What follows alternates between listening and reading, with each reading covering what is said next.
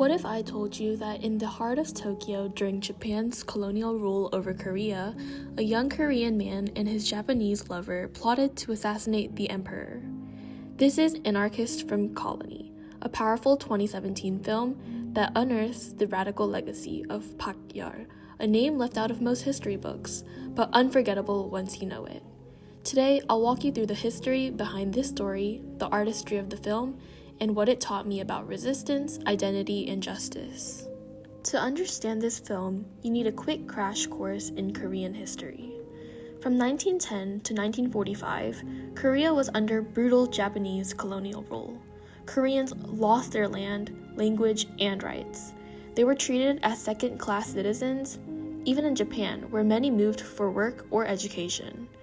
In 1923, the Great Kanto earthquake hit Tokyo, killing over 100,000 people. Amid the chaos, Japanese authorities spread rumors that Koreans were poisoning wells and starting fires. This sparked a horrifying massacre where over 6,000 Koreans were murdered by mobs and the police. One man, Park Yeol, decided to speak out, not with silence, but with a plan to blow up the Japanese royal family. He and his partner, Fumiko Kaneko, a Japanese anarchist, were arrested and tried in a highly publicized case. They didn't deny the charges, but in fact they used the trial to expose the violence of the empire. Anarchist from Colony, directed by Lee Chun-ik, brings this story to life with bold energy and powerful performances. Lee Jae-hoon plays Park Yeol as a rebellious poet, charismatic, intelligent, and unafraid to mock authority. Choi Seo delivers a stunning performance as Fumiko Kaneko. Her quiet intensity and radical convictions make her one of the most unforgettable characters I've ever seen. The film blends courtroom drama, dark humor, and political critique. It's not just about the bombs, it's about using your voice as a weapon. As a Korean, watching this film hit me differently. I grew up learning about independence activists like Yu Gwan-seon or An Jung-eun, but I had never even heard of Park Yeol or Fumiko Kaneko. This film made me realize just how many stories of resistance are still hidden, especially the ones that don't really fit the hero mold. Park wasn't a saint. He was angry, he was sarcastic, and unapologetically radical. But he was brave enough to challenge an empire. Fumiko's story impacted me just as deeply.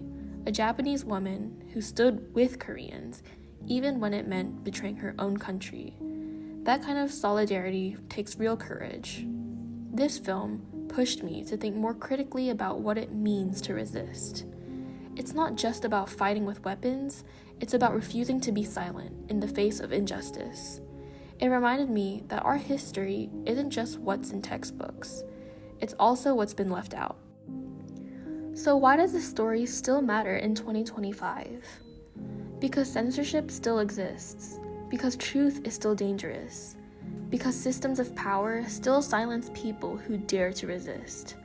Park and Fumiko, they weren't perfect, but they were loud when it mattered. In a time when many people felt so hopeless or unheard, their story reminds me that resistance doesn't always win, but it always matters.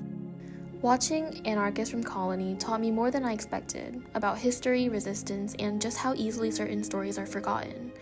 As a Korean, I've grown up hearing about our country's past under Japanese rule, but this film introduced me to a side of that history I had never even learned. Park Yeol wasn't the type of independence activist you usually read about in textbooks. He wasn't polished or diplomatic or even widely accepted in his time, but he was bold, unafraid to speak out, and fully committed to challenging a system that dehumanized people like him. And Fumiko Kaneko left just as deep of an impression. She stood against her own country's empire, not because she had to, but because she believed in justice, even if it meant isolating herself completely. Her decision to align with the colonized people, to stand beside Park, not just as his partner, but as an equal in resistance, was something incredibly powerful. What moved me most about the film wasn't just what they did, it was how they used their voices. They didn't resist with weapons. They resisted by refusing to lie, refusing to beg for mercy, and by telling the truth in front of people who didn't want to hear it. In a way that takes even more courage. Anarchist from Colony isn't a perfect film, but it's an important one. It challenges the idea that history is clean, or simple, or heroic. It shows that real change often comes from the people who don't fit neatly into the categories we're used to.